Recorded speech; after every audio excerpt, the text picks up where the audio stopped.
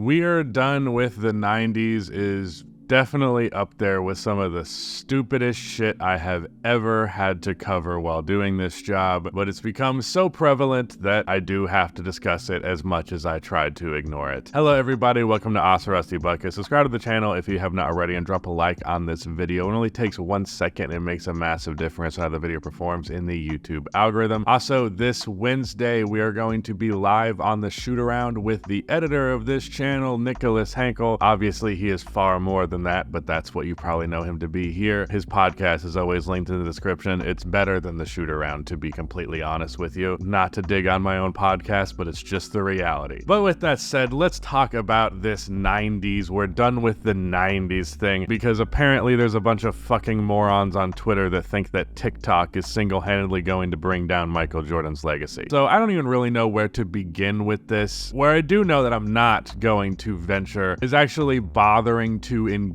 with the shit to begin with, in terms of just the actual evidence that's being presented, which in reality is just a couple of cherry-picked clips, which you can do with any basketball player literally ever. It's very similar to how, like, I saw a clip that was SGA drawing a foul and like kind of flailing his arm, and someone was like, the caption was like, "Why don't you like SGA?" in quotes, and then that video implying like, this is why I don't like him. But it's like literally every fucking star player, every star guard at least, has a clip where they look like they're getting fouled or are trying to draw a foul and they flail a little bit. That has happened with every starting guard in the entire NBA, at least at some point. Does it happen more often with Shai Gilgeous-Alexander? Sure, but just posting a clip and saying that's the reason, it's a silly argument. Same thing here. The clips of like him not having a left hand or getting exposed. Okay, the funniest one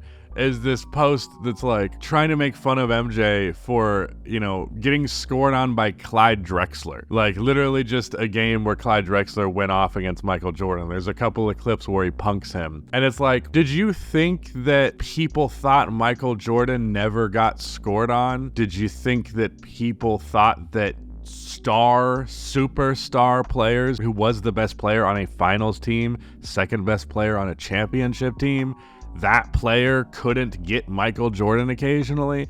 Because sure, I do think that through history passing and people not actually watching Michael Jordan games, younger people obviously not watching Michael Jordan games, it starts to just have the clips get cherry-picked in the opposite direction where you're only seeing the best of MJ, and to a degree that definitely warps the perception of him being just completely flawless, when that same type of perspective is very much not applicable to LeBron James, because we have been hypercritical of LeBron throughout his entire career, and it's all very well documented, literally every mistake that he ever made, both literally in terms of the discussion and it being wide knowledge, but also just there being multiple clips of it. But at the same time, you know, Michael Jordan doesn't have something like, you know, Jason Terry cooking him in the finals. I don't even like really bringing up that argument though, because I don't even like really having this discussion in the first place anymore. I know this is ironic because like probably the video that is most responsible for me having any level of success on this platform is the Goatmentary, which is my documentary about the greatest basketball players of all time and just overall covering the GOAT conversation. Honestly, as the years go on, the GOAT conversation is becoming more and more excruciating to me. I'm at a point where if I see a post about it, I don't want to engage with it. Like I literally just scroll past it. I don't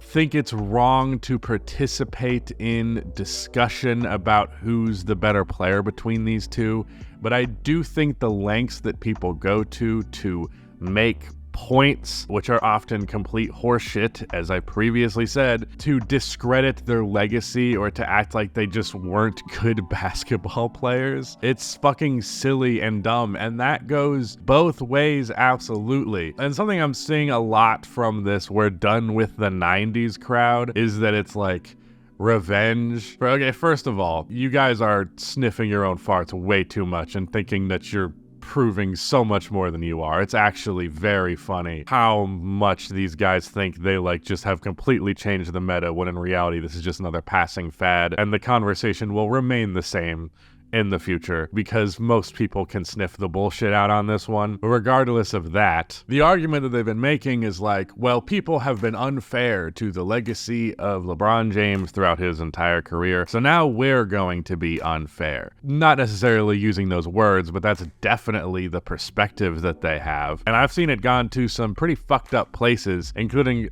someone's like, people call LeBron James emotional all the time, but here's Michael Jordan, and it's him after winning his 4th title on Father's Day when his dad was murdered fairly recently. And it was the first championship that he ever celebrated that his dad wasn't there for. And that's just a human moment, man. That's the reason why I love sports to begin with. Those types of moments are the reason to get invested in these things, to see the humanity in these people. And then on the post that this jackass was making, like suggesting Michael Jordan's a pussy for crying over his dead father, he was like, well, when Bronny James had cardiac arrest, people were saying shit about LeBron, so we're just matching that energy. Shut the fuck up, man. That is not what your mentality should be. And that mentality in general is not only a reason why discourse in the NBA world sucks, it's a big reason why discourse in anything sucks,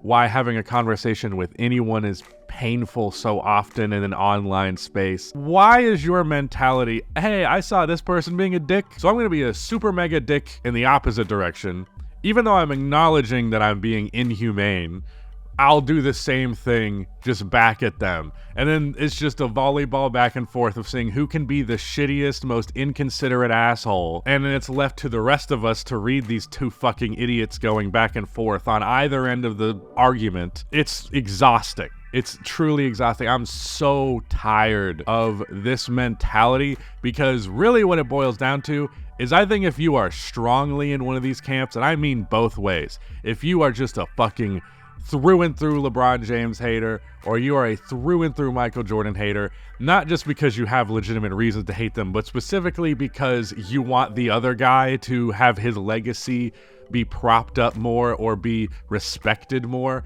If that's the way that you behave on a regular basis, as far as I'm concerned, you do not love and appreciate basketball. Because as someone who does, Michael Jordan and LeBron James have both provided so much to this game that I appreciate immensely. Some of the best stories in all of sports are thanks to these two players. Some of the best moments in the history of this game, often many of the best moments, are thanks to these two players. And they are both some of the greatest players of all time. They both deserve a ton of respect and their place in history, and they both do not need to have people constantly digging into whatever thing we can fucking expose when you're not exposing shit. All you're exposing is that you are a fucking moron. Straight up. All you're exposing is that you are dumb. Literally, the Clyde Drexler thing, calling back to that. Like, okay, in 20 years, are we going to post clips of Paul George scoring on LeBron? And we're going to be like, oh, look at this fucking idiot. I thought LeBron was some great defender. This is basketball, man. You guys are just fucking focused on narrative so much. I really can't. I get so flustered even talking about it. I love basketball discourse when it's good. And I feel like it was pretty good years ago, and as the years go on, I'm getting worn down more and more and more to the point where I don't want to engage in what I do think is an important conversation to engage in. I don't think there's anything wrong with the GOAT debate, but I do think there's a lot wrong with the GOAT debate where we're just going to pretend like one player's era is entirely invalid so that we can prop up another player's legacy. Or we're going to call him a pussy for crying about his dad being dead. What is wrong with you guys? Truly baffles me. You don't love the game of basketball, really, if this is the way that you act. To that extreme, if you're acting like that, you don't love basketball. You just straight up don't. And if you don't want to be if you only want to be a fan of modern basketball, you're allowed to do that. You being this disrespectful to the older eras of the NBA just makes you look like a jackass, and no one thinks you're proving anything. Truly, it's embarrassing. I'm not a big Michael Jordan guy. In fact, in terms of Michael Jordan versus LeBron, Legacy-wise, I think they're pretty similar. I think they're pretty similar in the GOAT debate. I think they're pretty similar talents as basketball players at their peaks. In terms of who I like more, I'm a Chicago Bulls fan, but they won those titles before I was a fan. Michael Jordan might be my 10th favorite player of all time. You know, LeBron's probably like 12. I like Michael a little bit more. Just a little bit more. He's got a little bit more aura, IMO. But that's it. Literally, who gives a shit? Grow up.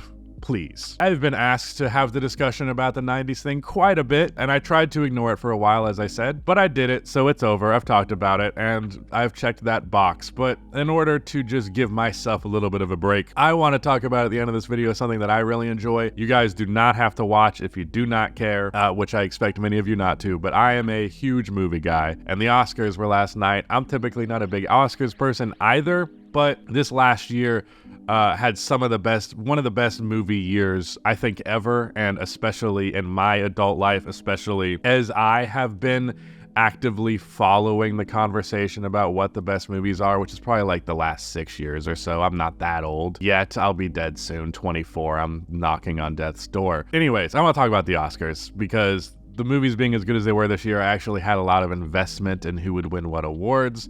And I feel like for the most part, this was a pretty excellent year in terms of the awards going to the right places. There were really only two major ones that I disagreed with, but even then, Nick on his podcast talked about this game that he was doing with his brother, and he told me about it in text, and in my head I was like, oh, well, let me just intrude on this thing that Nick is doing for myself, which is you get 2 points for predicting the correct winner and 1 point for your backup winner, and I got 26 points on all the awards of the night. I predicted a lot of them pretty well. 2 of them that I was almost certain that I thought were a lock was Lily Gladstone winning Best Actress, Barbie winning Best Production Design. Both of them ended up going to Poor Things with Emma Stone winning Best Actress. First thing that's really funny about that is Emma Stone looked fucking horrified. Like she didn't want to win that award, I don't think. And she definitely didn't think she was going to win the award. So many people had Lily Gladstone as a lock. Her nomination was historic. We thought there was going to be a historic win in this case. But no, Emma Stone gets to become, I think, like the 94th or 95th out of 97 Best Actress winners to be a white woman. So Oscars sticking to tradition as usual, it seems. But as for the other awards, Best Picture, Oppenheimer, that only made sense. I was almost certain that was going to happen. Best Director, Christopher Nolan, that only made sense. Cool to see him win it. He had a really good speech as well, talking about like movies are about 100 years old now. Imagine being 100 years into painting or 100 years into musical theater. You know, there's so much that will happen with this medium going into the future, provided that humanity doesn't like blow ourselves up, which is ironic given the movie that we're talking about in this case. But outside of that, it's really cool to think about the potential this medium has going forward and to think about the fact that we're just on the doorstep of it. Like we haven't even really gone anywhere in terms of what is possible in storytelling. Jimmy Kimmel can suck my dick. I hate Jimmy Kimmel.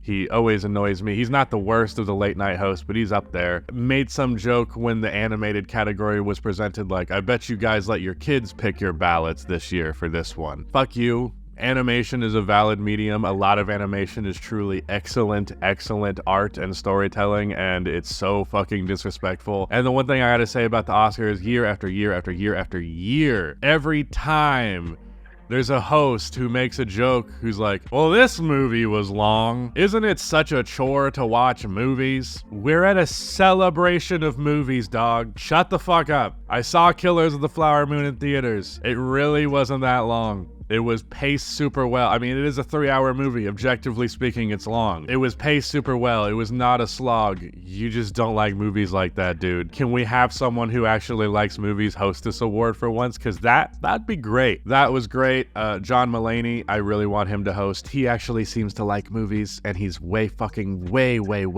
funnier than Jimmy Kimmel. It's not even funny. Well, I guess it is funny, because that's the point. Best score going to Oppenheimer. I knew that was a lock. Oppenheimer's score is my favorite score of all time, and I think it should be in contention for at least a top 5 movie score of all time. It's especially super effective.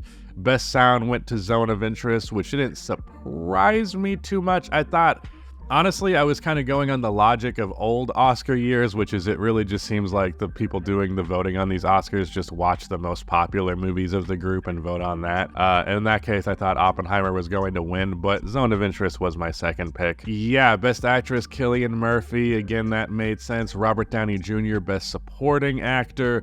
That's who I wanted to win. I'm personally a big RDJ fan just because I was 8 years old when I saw Iron Man in theaters, and it's one of my first memories of my theater going experience, and it just stuck with me forever, and I was a huge Iron Man fan. And now as an adult, when I have an appreciation for, no offense, higher art forms than Marvel movies, I can really appreciate seeing him also on the big screen in Oppenheimer and just being an excellent fucking actor in a dramatically different role. And I think he's born to be an excellent actor, got a shitload of money to be a fine actor in a lot of okay movies, but I'm glad to see him in good shit again, and I think he can be an all-time great actor even still. He's like 50, he's got plenty of time that he can add to the resume. Yeah, I don't know if there's anything I'm missing.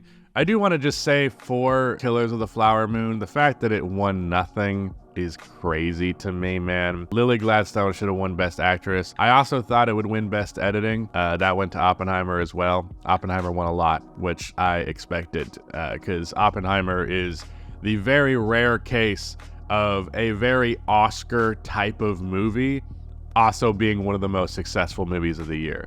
Oftentimes, who wins Best Picture, who wins a bunch of awards, at least for the general audience is not super crazy into all the movies people, they will be like, who the hell is that? It's oftentimes not a movie that made $1 billion. But Oppenheimer managed to be a quintessential Oscars type of movie, and it made $1 billion and was super popular and super relevant to pop culture. So how is that not going to dominate at the awards? Anyways, I just wanted to talk about that because I love movies. Oppenheimer is one of my favorite movies of all time, so I was happy to see it dominate so many awards.